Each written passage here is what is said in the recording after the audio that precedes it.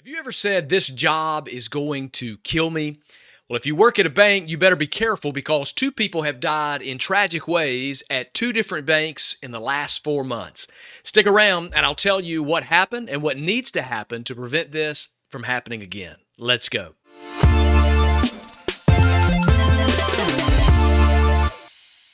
So I've got to get this off of my chest. I've got to talk about this. Did you know that in May of this year, a Bank of America employee, 35-year-old Leo Lukena III, died? He suffered from a blood clot in his coronary artery after working, listen to this, multiple 100-hour work weeks, which is absolute insanity.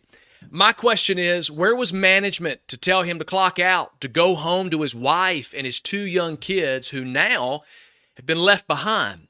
The Wall Street Journal claimed that some of the Bank of America employees have actually been instructed to lie about the amount of hours that they work. And now many of those employees are actually in fear for being fired for reporting the toxic work environment.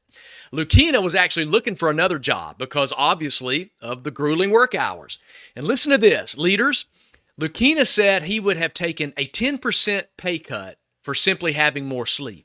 See, everyone in your organization isn't driven just by money. Listen to that.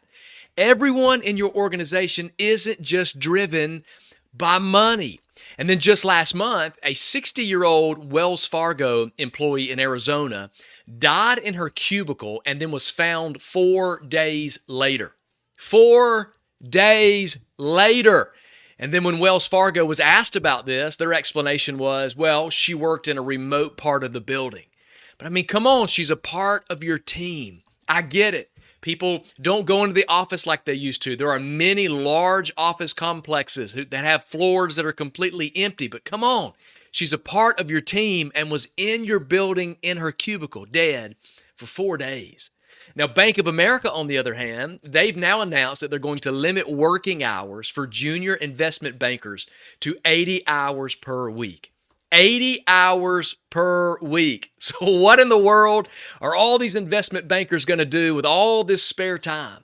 80 hours is still double the standard of a 40-hour work week. And then some people are still having a hard time managing these 40 hours. Listen, no one is made to work 80 to 100 hours a week. It's just not possible. Now, I know that a lot of people do this, but I believe companies should be ashamed of themselves for even allowing it. Nobody should be making you work 80 to 100 hours a week. Not only are you less productive when you're exhausted, you don't get more done, you're less productive. And it has serious consequences for both your mental and your physical health. And then working like this, come on, if you've ever done it, you know what happens. Burnout, stress, anxiety, and in the most extreme cases, unfortunately, like Leo's, it can literally result in death. And I can tell you there is not a paycheck or promotion that is worth all of that. Now, don't get me wrong. Don't sit there thinking that I don't believe in hard work, because I believe in hard work and I believe in doing whatever it takes to make it happen. But these excessive circumstances, these are a rarity. They're not the norm.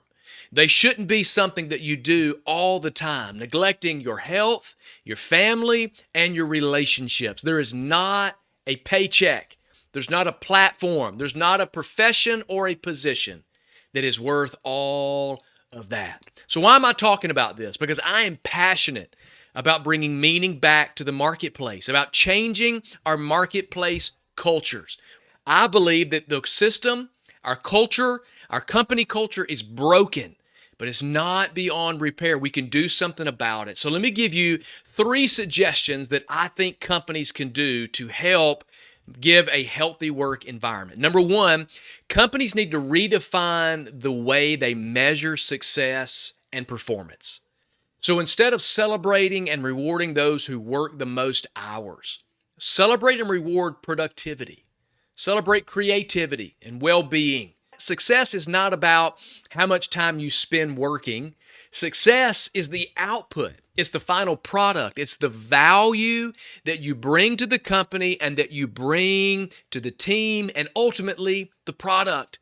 In so many situations and work cultures and environments, we treat it that if I just put in one more hour, if I'm in the office one more day, if I can work one late night, then certainly I'm going to get ahead.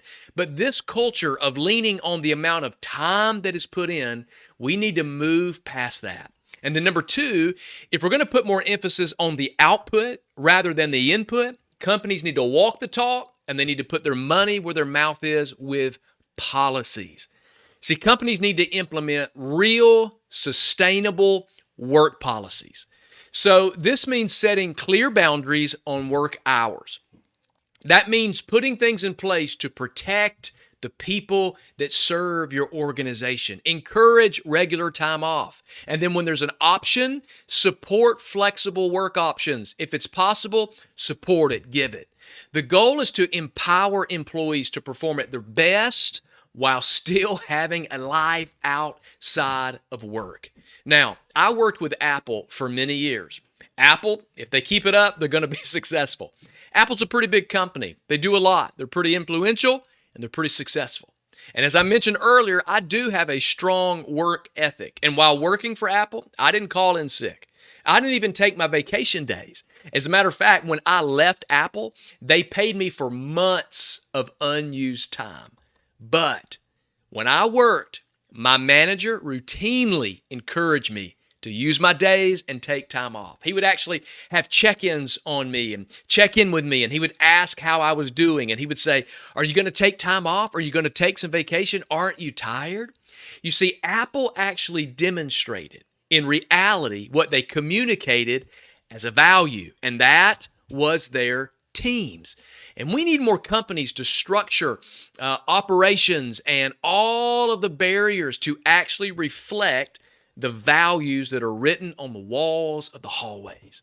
We all got the manuals when we were hired, the book that talked about their values, their mission, and their vision, and the type of workplace and the type of company that we were joining. But many of those are literally just slogans and sayings in a book or on a wall, but they're not actually happening in the lives of people.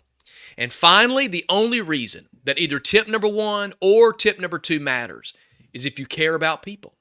I'd say this, and it's sad, but I bet Leo has probably already been replaced. I bet that poor woman from Wells Fargo, she's probably already been replaced. See, a healthy company really, truly cares about people.